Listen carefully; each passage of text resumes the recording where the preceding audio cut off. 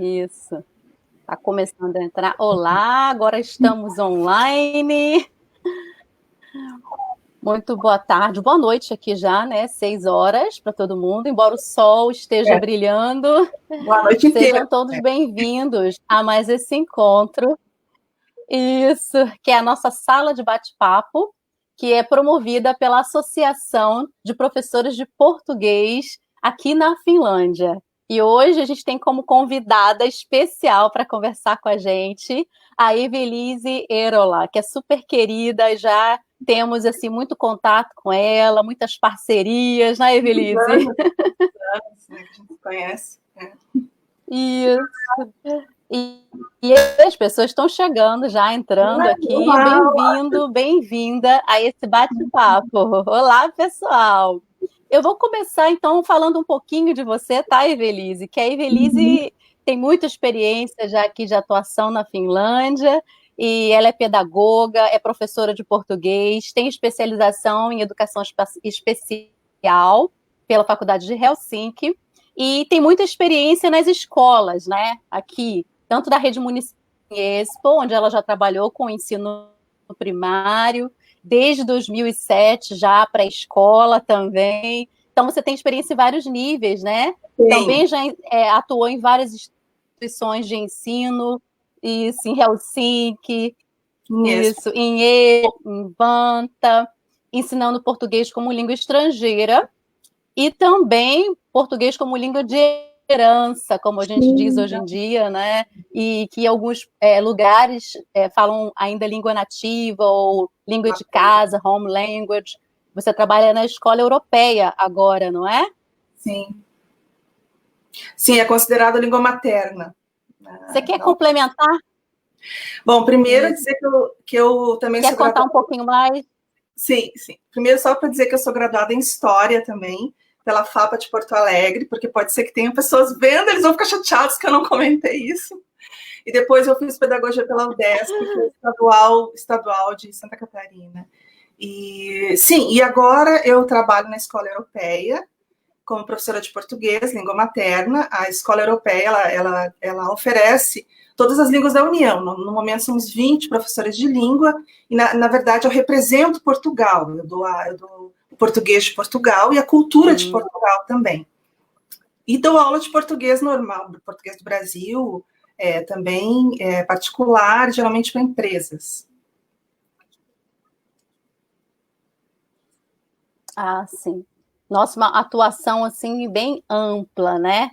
E também, como assim, você tem muita experiência, você já pode dar, assim, um panorama para a gente também, porque as pessoas sempre ficam em dúvida, mas como é o sistema de ensino finlandês? Será que é diferente do brasileiro? Conta um pouquinho para a gente sobre isso. Bom, em relação, por exemplo, à estrutura, né? O modelo estrutural do ensino, ele é igual ou similar a todos os países. Ele começa com a educação, se nós imaginarmos, né, aquele organograma, partindo de baixo, a educação infantil em primeiro lugar, que é dos 9 meses, quando acaba a licença maternidade, até os 5 anos. É considerado um direito subjetivo das crianças estudarem. Como ele é um direito, o governo tem a obrigação de oferecer a todos a oportunidade de colocarem seus filhos na educação infantil.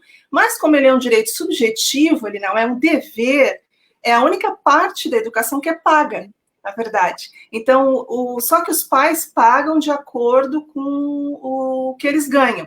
Vai ter pais que vão pagar o preço total e vai ter pais que não vão pagar nada. Então, essa é uma educação justa. Mas ela não é obrigatória. Se os pais quiserem cuidar dos filhos em casa, não tem problema. Aí depois vai entrar para a escola, né, que vai ser oferecida pela instituição de educação infantil, pela creche, ou pela escola. E os pais também podem optar o que eles preferem. Né? Aí entra a educação básica, que a educação básica ela passa a ser um dever, então ela é obrigatória. Como ela é obrigatória, ela é oferecida gratuitamente, nas 2 línguas do país, em finlandês e em sueco.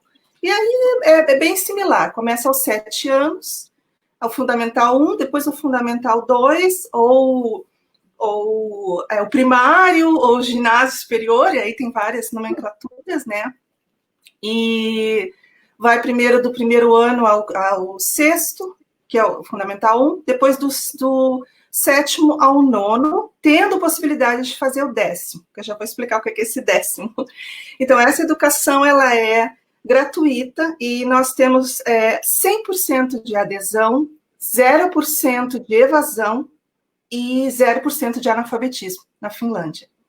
Então, eles conseguem, né, realmente todos, e quem não está na escola está estudando em casa com a ajuda do governo, então todas as crianças estão na escola.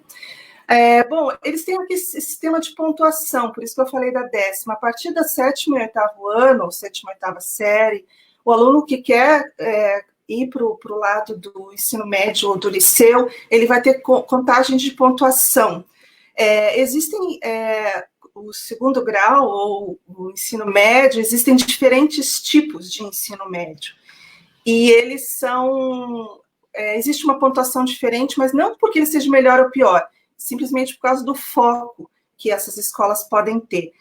Então, a nota mais alta é 9,5, geralmente são instituições de matemática, que tem a matemática como nível muito alto, que se estuda lá mais aprofundadamente, sabe? Geralmente para quem quer fazer engenharia, que já sabe que quer fazer engenharia, física, química, e depois vai haver os focos o foco nas artes, na literatura, no esporte, na música, e por fim, o sistema, a pontuação mais baixa, que é entre 6 e 6,5, acredito que seja 6 ainda, ela não tem um foco preciso, porque ela quer agregar esse aluno que ainda não tem certeza do que quer. Então, saindo do ensino básico, a gente vai abrir esse organograma. 50% geralmente vão para o ensino médio ou liceu, que são 3 anos, 47% vai para o ensino profissionalizante. Então, aí o 10º ano. E se o aluno não tem no mínimo 6, o que ele faz? Bom, a educação obrigatória acaba aí. Né? O governo não obriga o aluno a continuar no segundo grau, mas o governo incentiva que se continue estudando, até para ter melhores condições depois, né, de se inserir no mercado de trabalho. Então, o aluno quer fazer o ensino médio. Então, se ele não tem as notas adequadas, ele faz o 10º ano para aumentar as notas dele. Então, sim. Aí vai depender muito aí já começa a entrar aquela questão do aluno ser o agente do seu próprio processo de aprendizagem, porque ele está ciente de que ele não vai seguir muito longe, ele não vai conseguir o local de ensino que ele quer, com o foco que ele deseja, se ele não tiver aquele mínimo de pontos, né? E aí, depois, ele vai entrar para os 3 anos, né? Eu estou, então, nesse ramo do ensino médio, né? Ele vai entrar por 3 anos e ele vai fazer o exame nacional, que é como se fosse o Enem do Brasil. O Enem brasileiro, né? O Enem, só que esse exame nacional, ele é feito nas escolas. Não existe um lugar, nas escolas, é mais simples a coisa, na própria escola. E, geralmente, é meio que assim, o país todo, ele dá uma diferença lá entre norte e sul, uma diferença de uma semana, assim como tem as férias de inverno também um pouquinho, mas geralmente ele é naquele mês para todo o país. E aí, novamente, se o aluno tem uma pontuação boa, ele vai entrar direto na universidade. Se ele quer, exatamente, depende da universidade que ele quer, né? Se ele não tiver uma pontuação tão boa, aí ele vai ter que fazer um vestibular ou um exame, né, para entrar. E aí vai ser novamente, vai contar o que ele já tem, com que ele vai fazer o exame, é vocacionado, e ele vai entrar para a universidade. Bom, indo então para o outro lado, né? 47% escolhem ensino profissionalizante, são aquelas pessoas que não querem uma carreira tão acadêmica, e vão entrar para os 3 anos também, e aí é mais simples, não existe prova, não existe exame, é só uma carta de intenção, muitas vezes, o CV, que o estudante quer estudar aquilo exatamente, e às vezes uma entrevista, aí depende do lugar. E depois, agora eu estou aqui nos 2, né, no ensino médio, no liceu, Portugal é liceu, e no ensino profissionalizante. Eles querem ir para a universidade, certo? Aí o pessoal do ensino médio vai para a universidade e o pessoal do profissionalizante tem a oportunidade de fazer também a faculdade de ciências aplicadas e também continuar. E depois, agora, vamos imaginar um losango, vão se juntar novamente, os dois vão ter oportunidade de fazer um mestrado, e aí se junta, aí não tem mais diferença, mestrado, e aí sobe doutorado, pós-doutorado. Essa é a estrutura básica que é similar a qualquer outro país, só a questão é que é tudo gratuito, menos a educação infantil, todo o processo é gratuito, e só que no ensino médio são pagos os livros, mas em mensalidades não existem mensalidades. Sim. É isso. E, no geral, você vê que o estudante tem também bastante opção, né? No sentido que ele pode escolher mais, né? E eu acho que tem várias características aí que fazem com que a educação finlandesa seja tão, assim, peculiar, né? E quais características, assim, você destaca, assim, das escolas finlandesas, assim, falando da escola em si? Bom, são várias, né? Mas em relação, por exemplo, à infraestrutura, as próprias escolas, né, elas são pensadas, no caso de se fazer uma escola, e no Brasil tem muitas escolas que são simplesmente uma casa grande, principalmente na área particular, né? Não, elas são feitas para serem escolas mesmo, então já tem esse objetivo. A própria arquitetura da sala de aula, ela é mais democrática, ela é mais flexível, então você não imagina uma sala com as cadeiras e mesas que vão estar sempre assim o ano todo. Não, ela vai mudar. E nessa questão da arquitetura ser mais democrática, se descentraliza muito o papel do professor, até porque o aluno participa disso. E o foco vai ser mais no grupo, então vai existir mais locais, tanto dentro da sala de aula como fora na escola, para que os alunos se juntem em pequenos grupos e possam estudar. Isso você deve ver, que você tem filhos na escola, né? Como as escolas sempre têm uns espaços assim bem amigáveis, fora da sala de aula, que as crianças se juntam para estudar, sem o professor. Não precisa o professor estar toda hora. Então, essa seria mais ou menos a questão infraestrutural. A questão do professor, bom, ele é muito mais respeitado, né, na comunidade, pela comunidade, porque ele é considerado um especialista. Então, isso é interessante, que na medida que, sim, a professora do meu filho, da minha filha, é uma especialista, então ela sabe o que ela está fazendo, eu não vou duvidar dela. E nós notamos que, por exemplo, o diretor também tem essa atitude. Ele respeita muito, muito os professores. O que nós falamos, as atitudes que nós tomamos, o que nós decidimos, nós temos muita voz dentro da escola. E não existe nenhum controle aqui na Finlândia. Isso, eu sou pedagoga, tinha controle. Ninguém controlava nada, nem o diretor. E, assim, me tirou o chão. Como assim? Como que você pode... Na minha cabeça não tinha organização. E eu perguntava, cadê teu plano de aula? E as pessoas olhavam para mim com cara de ameba. Como assim? Sim, existe, claro, um plano de aula, que é o plano anual.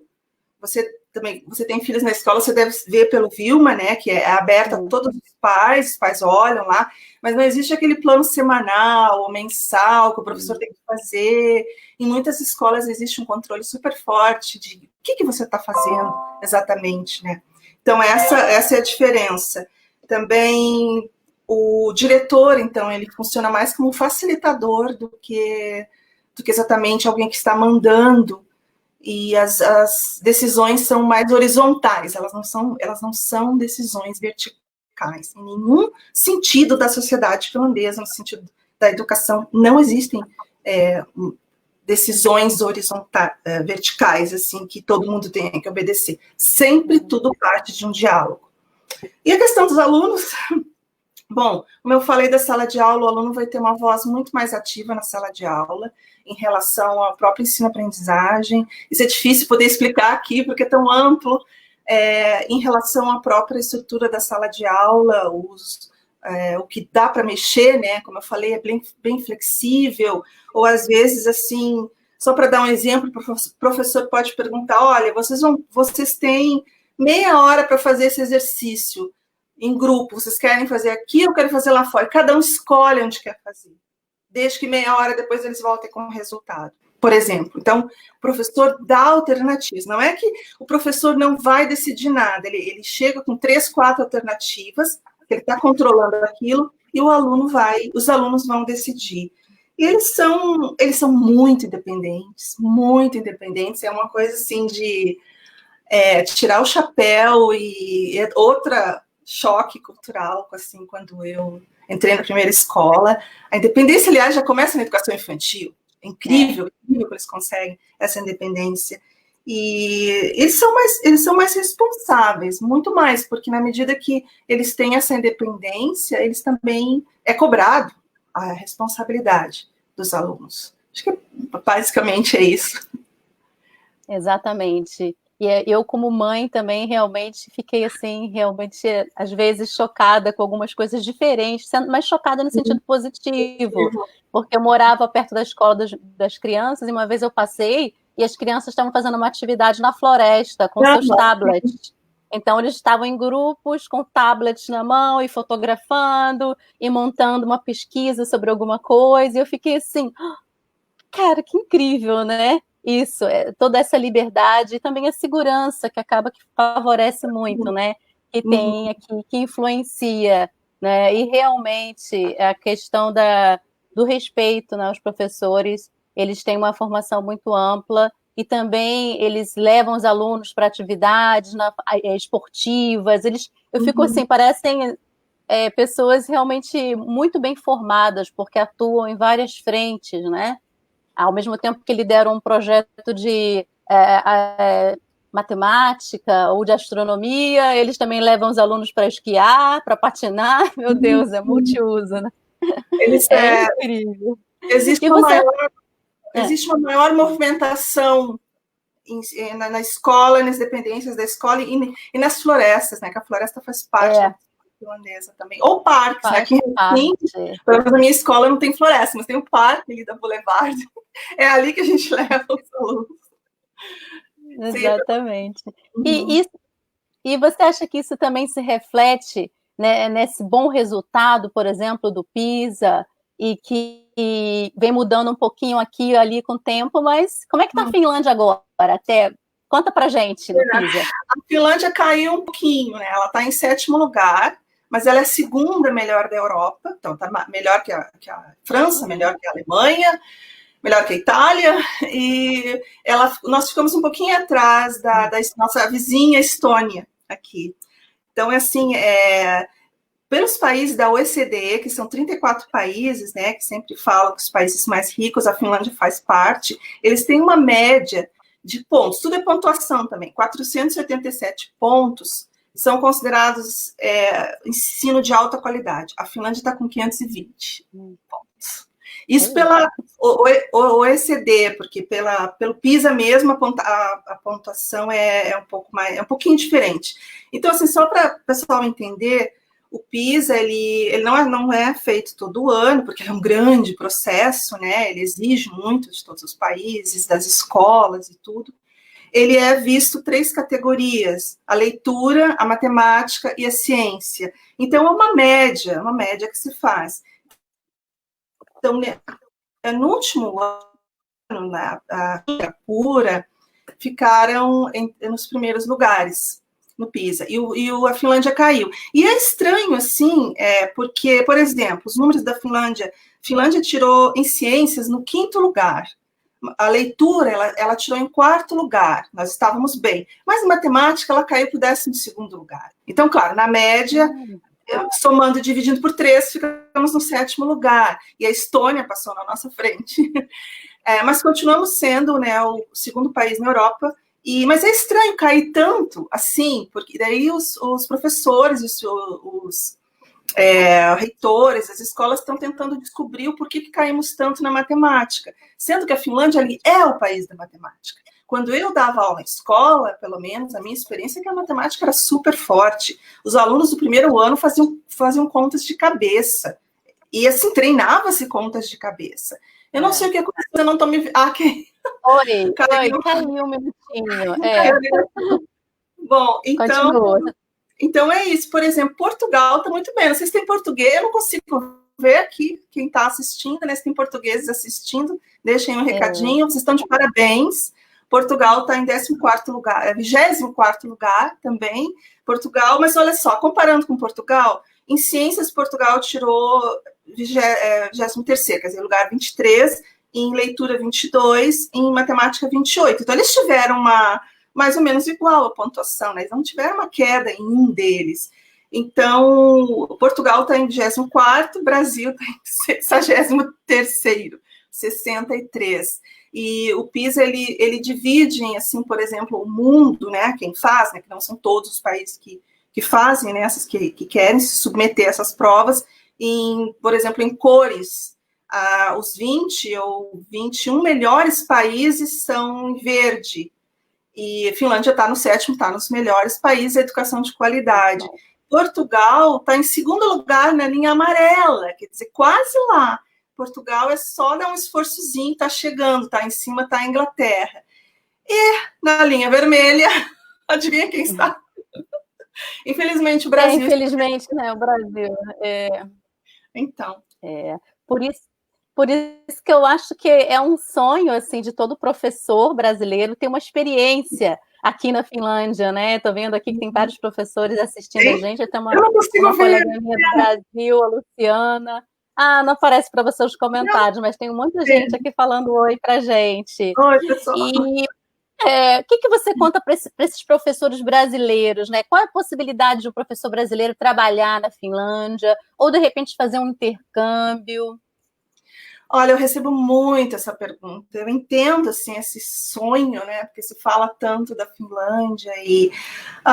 bom, eu tenho que dizer assim, trabalhar aqui não é tão fácil, porque alguns professores esquecem a língua. Nós não falamos inglês, nós falamos finlandês. Então, assim... Bom, vamos dizer que a pessoa queira vir aqui. Para um professor, ele tem que revalidar o diploma. Para os portugueses, eles fazem parte da União, é muito mais fácil. O diploma deles é revalidado quase que automaticamente, mas claro que eles têm que passar pelo processo. Ou qualquer outra pessoa, brasileiro, português, que tenha estudado na Europa. Então, esse processo é mais fácil, ele é mais reconhecido. Infelizmente, para os brasileiros, é muito difícil ser reconhecido direto. Eles não reconhecem os nossos cursos, porque sempre falta créditos para nós. Porque aqui os cursos, eles são 3 anos mais 2 da especialização que está junto com o curso. Então, por isso que você falou, os professores são tão flexíveis. Eles são flexíveis porque dentro do curso deles, que eles escolhem, eles têm que escolher uma linha. Por exemplo, se eu sou pedagoga, aqui não existe pedagogia, tá? Se tem algum pedagogo me ouvindo, infelizmente não existe pedagogia aqui. Existe professor primário, por exemplo. Se eu sou professor primário, eu não posso só estudar, eu tenho que escolher uma linha, que pode ser música, que pode ser esportes, que pode ser arte, o que tiver na universidade que você está estudando te oferecer. Por isso, não sei se você já reparou, Patrícia, muitos professores tocam piano na escola. Então, você tem um número de professores que sabem tocar piano, por quê? Porque eles têm que escolher uma linha e muitos escolhem a linha da música. Então, nós não temos isso. Então, assim, não é reconhecido. O que nós temos que fazer? Nós temos que tentar botar nossos papéis para o Ministério do Ensino daqui, e eles vão dizer o que nós precisamos fazer. Nós precisamos estudar mais para garantir essa pontuação. Então, assim, trabalhar aqui, quem já está morando, claro que deve investir nisso. Agora, quem está vindo de fora, eu não vejo... É bem difícil. E não é só para professor, o pessoal da medicina, os médicos, praticamente tem que fazer o curso todo de novo. Se alguém está me assistindo e sabe de alguém, do amigo, do vizinho, do amigo, que conseguiu direto a qualificação, me escrevam, porque eu não conheço ninguém que conseguiu direto. Para os professores de língua, é mais tranquilo, porque aí é a tua língua. Mas mesmo assim, o professor de português do Brasil, infelizmente, ele não tem o reconhecimento aqui. Ele vai precisar fazer um curso a mais e, se eu não me engano, 60 créditos. Mas um professor de Portugal já não vai ter tanto esses problemas, né? E é assim, mas claro, sempre existe, ou inglês, né? Mas daí já é outra coisa, já são as escolas internacionais. Claro que sempre é possível, tem que sempre que dar uma olhada, o que se deve fazer, né? E você perguntou para o intercâmbio. Sim, intercâmbio, olha, agora quando acabar a pandemia, né? Porque a União Europeia fechou para o Brasil, não podem vir para cá por enquanto, né? Que é considerado país de risco. Mas antes disso, muitos professores vieram com intercâmbio para cá. Mas isso tem que ser feito lá no Brasil. A embaixada, entre em contato com a embaixada da Finlândia no Brasil, que fica em Brasília, e pergunte como que é, porque vários grupos já vieram para cá. Planejar, né? Comece a planejar desde agora. Muitos grupos que eu acabei dando palestras, workshops, levaram 2 anos, né, alinhavando isso, desde conseguir o financiamento para as passagens, para ficar num hotel, e quanto tempo ficar aqui, aonde ir, né, nas escolas e tudo. Mas é possível vir, mas ele demanda bastante planejamento de vir para cá. E se vierem, entre em contato com a associação, com a PPF, que a gente ajuda e que vocês podem ter oportunidade de ter uma palestra ou workshop em português. Exatamente, acho que planejamento realmente é a palavra, né? E talvez entrar em contato com a sua própria instituição para que façam também grupos para vir, né? Então, também tenho visto muitos professores que conseguem fazer esse intercâmbio e fazer essa ligação, essa ponte, né? Brasil-Finlândia, né? E tem até pessoas que ficam um tempo aqui e voltam para o Brasil para tentar aplicar, né, o que conheceram aqui, o que viram aqui, não é? Mas você acha que é possível assim importar um modelo educacional? Não, importar, pegada aqui, botar para lá, não, porque se a gente for ver, por exemplo, existem especificidades, né? Uma delas é a sociedade. A China, que está em primeiro lugar. A China tem um pilar diferente do que é o sistema comunista, a sociedade diferente daqui. E exatamente assim, os dois são educações de qualidade, só que a China, você sabe, é o sistema comunista e mais opressivo. Aqui é o contrário, aqui se prima pela liberdade. Então, assim, se vai se escolher um deles, qual se escolheria? Então, assim, importar ele todo, não. Até porque, por exemplo, a educação da Finlândia, ela está baseada, vamos dizer, 3 pilares. Eu até escrevi um artigo sobre isso no meu site, que a primeira é a parte que a gente vê, né, que é a parte superestrutural, que a maioria dos pesquisadores vem aqui e acham que é isso. Não é isso. Aí depois vai ter toda a parte burocrática e, por último, vai ter a prática. Então, acho que nesse último pilar, que é a filosofia metodológica, né, do ser professor na Finlândia, tudo que estudou, que tem a ver com a sociedade, que tem a ver com a história da Finlândia, essa parte pode nos inspirar. Mas eu sempre acho assim que, por exemplo, o brasileiro, o português pode aprender muito com a Finlândia, mas lá no Brasil tem escolas que são consideradas escolas de referência. De vez em quando a gente vê alguma reportagem de uma escola lá do Nordeste que está fazendo um trabalho incrível, ou Centro-Oeste, não sei, lá do Sul. Portugal tem a Escola da Ponte, uau, né? Em Santa Fé, eu acho. A Escola da Ponte é uma escola de referência. Então, por que Portugal não está na linha verde ainda, se existe a Escola da Ponte? Porque é uma escola, mas assim, vamos ver o que eles estão fazendo certo. Vamos pegar uma parte nossa, porque como é que você vai importar o modelo finlandês lá para o Nordeste? Muita coisa, sim, dá para inspirar, mas não importar, porque temos que ver a sociedade, a nossa cultura, a nossa história. Mas sim, que é possível aprendermos muita coisa com o modelo finlandês, com certeza é possível. Sim, e adaptar, né? Olha, agora veio aqui uma pergunta, Evelise, de uma professora do Brasil, a Luciana Arruda, que trabalha com alunos cegos no Instituto Benjamin Constant, que eu achei bem interessante. Se você tem informações de como foi aqui essas 2 semanas de retorno às aulas, das crianças com deficiência visual, eles voltaram às aulas, você chegou a saber alguma coisa sobre essa questão? Eu não sei especificamente sobre alunos cegos, mas todos nós tivemos que voltar às aulas. E tivemos que manter o distanciamento. Em alguns momentos se fez, por exemplo, primário, se continuou aulas online, porque eram crianças menores, né? Uhum. Mas eu não sei, eu só sei que todos voltaram, sim, tivemos que voltar para nós, porque era só 2 semanas, né? A maioria, a minha escola foi 4, mas a maioria era só 2 semanas. Eu acho que foi mais uma experiência para ver como que a gente vai agir se voltar novamente uma segunda onda. Foi mais isso. E aqui a gente teve só essas 2 semanas de volta, né? E como mãe eu recebi várias informações da escola também, e em nenhum momento houve alguma informação dizendo que haveria um tratamento assim diferenciado para as crianças com algum tipo de necessidade especial, né? Não veio. Então acho que foi o mesmo tipo de processo para todo mundo.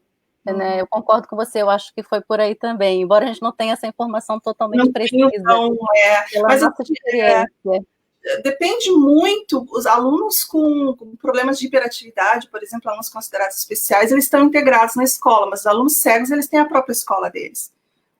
Autistas também têm a própria escola, eles não estão juntos, Estão juntos, autistas muito leves, principalmente, eu não me lembro, HDH, não me lembro mais como eles falam em português, alunos com hiperatividade e dificuldade de aprendizagem severa, eles estão integrados, eles estão em turmas especiais, mas dentro da escola, integrados. Sim. Mas outras deficiências não, eles têm a própria instituição deles, assim como no Brasil também tem. No Brasil tem um trabalho incrível, eu acho, para cegos. Eu tenho um tio que é cego, e pelo menos lá no Sul, não me lembro mais o nome da associação que ele estudou, era muito bom mesmo. Uhum.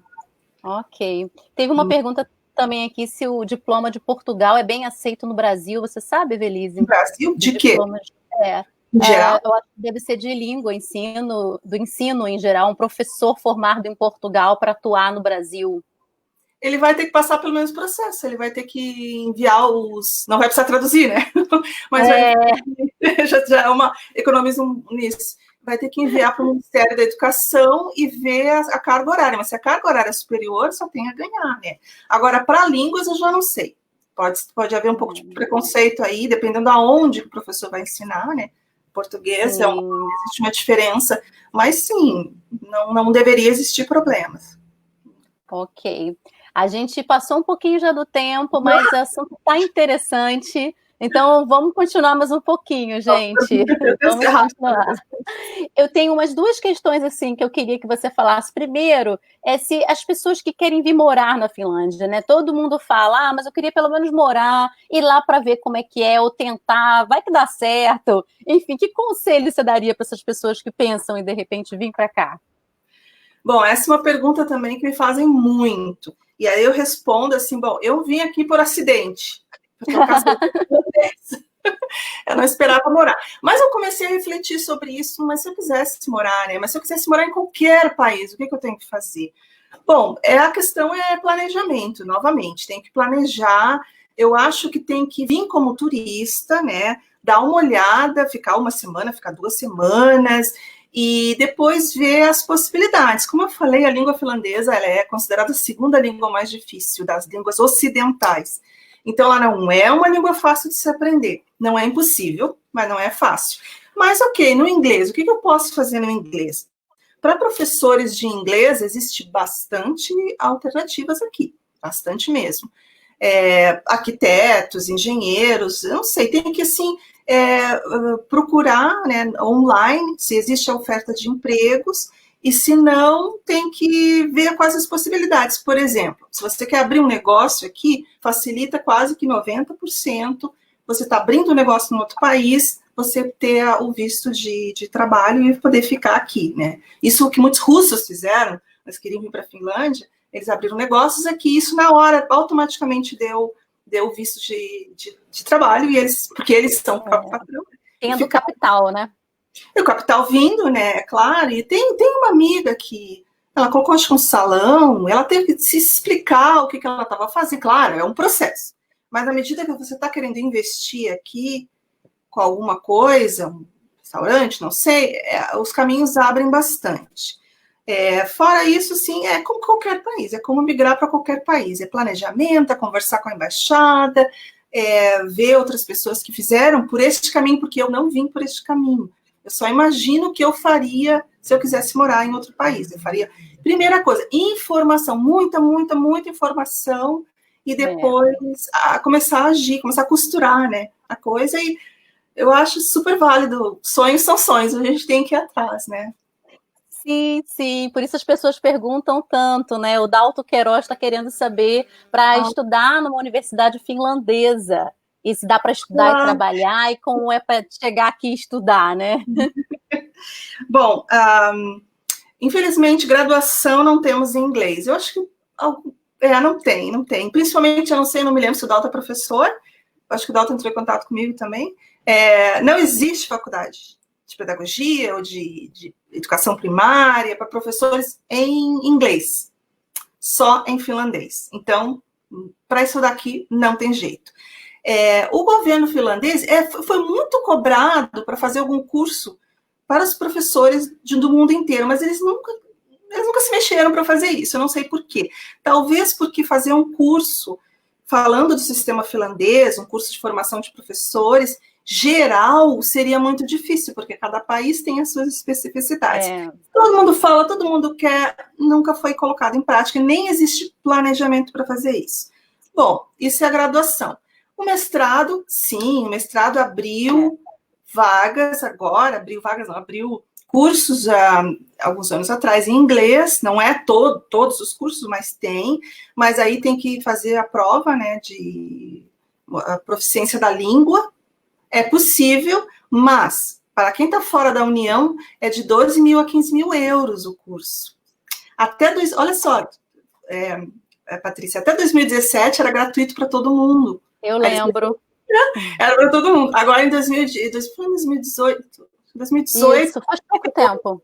Acabou, e infelizmente portugueses são bem-vindos aqui. Quer dizer, todo mundo é bem-vindo, claro, mas portugueses que estão me ouvindo, vocês não precisam pagar, vocês são da União. Mas brasileiros, infelizmente, têm que pagar.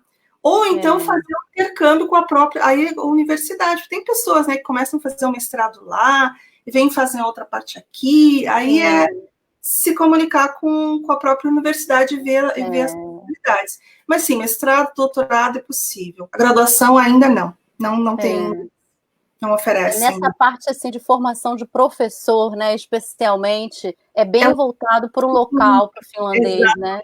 Em outras áreas, engenharia, matemática, você consegue alguns cursos em inglês também, mas a formação de professor, né, realmente arquitetura aqui é um país também então top, a pessoa tem que se informar realmente, né, o curso que quer fazer.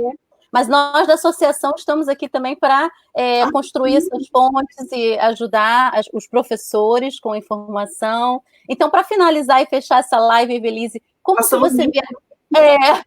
que você vê a criação dessa associação aqui de professores de português na Finlândia? Bom, quando a Helena Noto, né, que foi quem idealizou, né, a diretora, falou para mim, eu logo, como professora de português, também logo quis me associar, né. Mas eu imagino, assim, como a professora Luciana falou na última live, né, uma professora formada em português, que vem para cá, ela já encontra, assim, certas dificuldades de adaptação. Como que eu vou ensinar português como língua estrangeira? Talvez não seja essa, né, a especialização, e como que eu vou ensinar para o finlandês, e que tipo de material eu vou usar?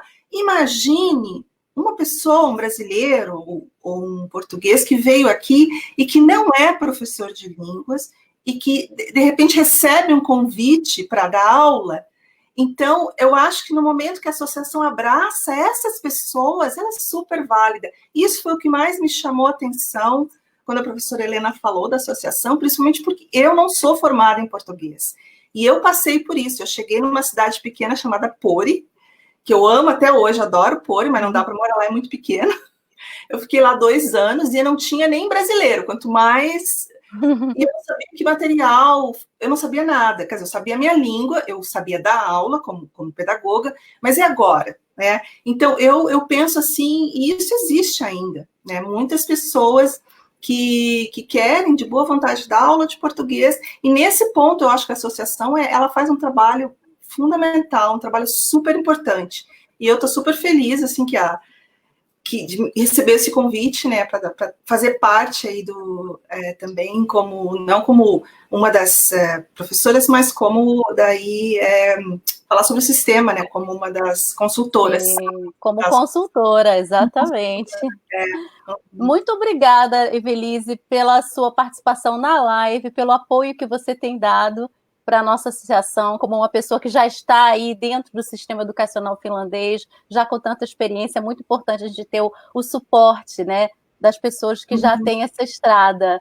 E vamos aí continuar, né, fazendo coisas juntas, porque afinal somos todas a PP Finlândia, somos todos a PP Finlândia aqui, com esse ideal de levar o português cada vez mais longe aqui e expandir nossos horizontes. Eu quero te agradecer muito, agradecer a todo mundo que participou, que assistiu a gente, muita gente elogiou aqui a live, parabenizou, obrigada, muito obrigada mesmo. Obrigada, Evelise. Eu que agradeço. Um beijo para vocês. Vamos continuar nesse trabalho que é fundamental, vai ajudar muita gente, com certeza. É isso aí. Obrigada, gente. Tchau, tchau. Até a próxima live.